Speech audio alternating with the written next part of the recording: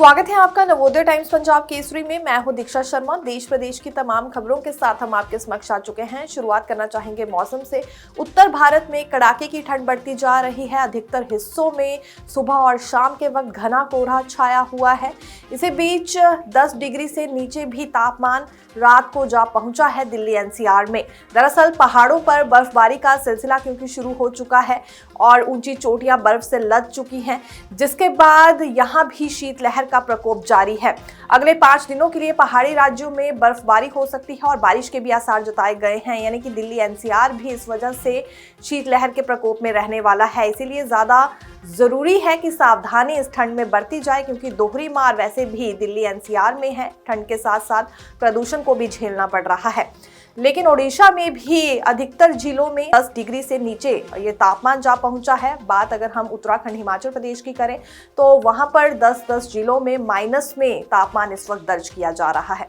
भारत मौसम विज्ञान विभाग के ताजा आंकड़ों के अनुसार पंजाब और उत्तर प्रदेश के कुछ हिस्सों में घना कोहरा छाया रहा और दृश्यता 50 मीटर से कम रही।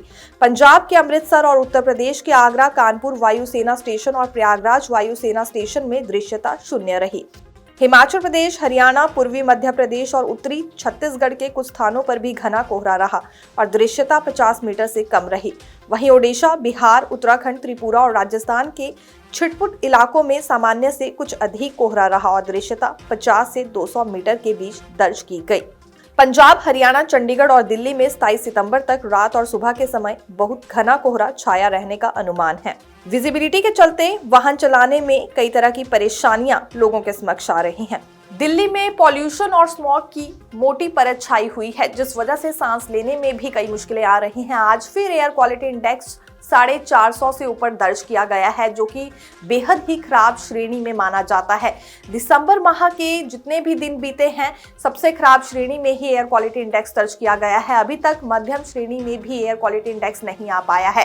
हालांकि इसकी वजह क्या है, इसके पीछे रिसर्च जरूर जारी है, लेकिन पिछले कई वर्षों का रिकॉर्ड टूट कर रह गया है। बात 2024 दिसंबर की करें तो 8 दिन ऐसे गए थे जब 200 से नीचे एयर क्वालिटी इंडेक्स दर्ज किया गया था। लेकिन अभी 1 से लेकर 23 दिसंबर तक एक भी दिन ऐसा नहीं बीता है जब 200 से नीचे एयर क्वालिटी इंडेक्स दर्ज किया गया है और एक दफा फिर ये 463 पर जा पहुंचा है, जो कि लोगों के लिए बड़ी आफत है।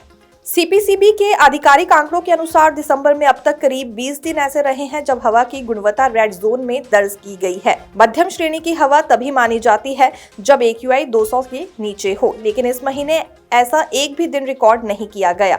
इसके उल्ट पिछले साल इसी अवधि में हालात कुछ बेहतर थे। दिसंबर 2024 में दिल्ली में 8 दिन ऐसे दर्ज किए गए थे जब हवा की गुणवत्ता मध्यम रही थी, लेकिन इस बार दिल्ली के लोग तरस गए हैं कि यहाँ की गुणवत्ता मध्यम श्रेणी में भी आ पाए। उत्तर प्रदेश के हापुड़ की नवीन मंडी में आगजनी की घटना सामने आई है। 3 दुकानें जलकर राख हो गई। हालांकि 2 दुकानों में ज्यादा नुकसान हो गया है।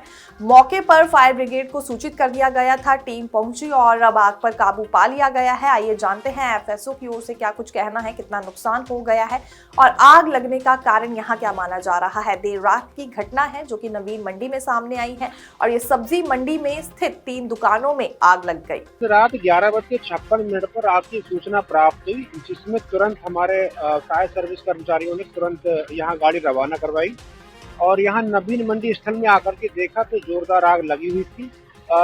यहाँ टाट की जो बोरियां होती हैं वो अंदर स्टोर थी और कुछ बाहर रखी थी, दोनों में आग लगी हुई थी।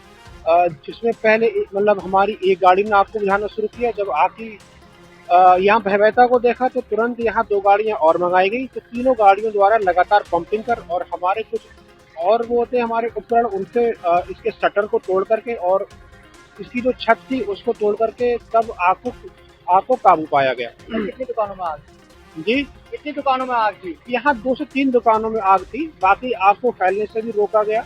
18 दिसंबर से 4 राज्यों में SIR की प्रक्रिया शुरू कर दी गई थी, जिसमें मध्य प्रदेश, छत्तीसगढ़, केरल और अंडमान निकोबार भी था। फिलहाल प्रक्रिया पूरी हो चुकी है। आज इलेक्टोरल ड्राफ्ट जारी किया जाएगा। ये पता चल पाएगा कि कितने लोगों को लिस्ट से हटा दिया गया है। SIR एक ऐसी प्रक्रिया है जिसमें वोटर लिस्ट रिवीजन हो रहा है। ऐसे लोग जो डुप्लीकेट आइडेंटिटी के साथ रह रहे थे या मर गए हैं, जिन्होंने शिफ्ट कर लिया है, उन्हें वोटर लिस्ट से हटा दिया जाएगा। इससे पहले दो जगहों पर भी अपनी वोट का इस्तेमाल कुछ लोगों की ओर से किया जा रहा था, लेकिन आने वाले दिनों में अब यह संभव नहीं हो पाएगा, इसीलिए एसआईआर प्रक्रिया करवाई गई है। लेकिन ड्राफ्ट लिस्ट आने के बाद क्या कुछ विपक्ष की ओर से कहा जाता है देखना होगा, क्योंकि इससे पहले भी कई विरोधी स्वर उठाए गए हैं। विपक्ष ने इसका विरोध किया है, संसद में भी यह मुद्दा गूंजा है और एसआईआर के जरिए लोगों को गुमराह करने की कोशिश की जा रही है, वोटर्स को खत्म करने की कोशिश की जा रही है, जातिवाद के नाम पर लोगों को बांटने की कोशिश हो रही है। ये विपक्ष की ओर से हमला किया गया था। एसआईआर मतलब स्पेशल इंटेंसिव रिवीजन। ये वो प्रोसेस है जिसमें घर घर जाकर वोटरों की डिटेल्स चेक की जाती है, पुराने वोटर्स का नाम कंफर्म होता है, मरे हुए या शिफ्ट हो चुके लोगों के नाम हटाए जाते हैं और नए वोटर्स भी इसमें जोड़े जा रहे हैं। इस बार ये अभियान कई राज्यों में चल रहा है ताकि 1 जनवरी 2026 को क्वालिफाइंग डेटा मानकर फाइनल लिस्ट फरवरी 2026 में तैयार हो सके। इन 4 जगहों पर ये काम थोड़ा लेट चला, इसलिए शेड्यूल रिवाइज किया गया। केरल में पहले ही शेड्यूल बदला गया था। बाकी 3 राज्य मध्य प्रदेश, छत्तीसगढ़ और अंडमान निकोबार के लिए हाल ही में एक्सटेंशन मिला। इन सब में एन्यूमरेशन 18 दिसंबर तक चला। अब कल ड्राफ्ट लिस्ट आएगी जिसमें मौजूदा वोटर लिस्ट से कुछ बदलाव दिखेंगे। देखते रहिए नवोदय टाइम्स पंजाब केसरी में दीक्षा शर्मा। धन्यवाद।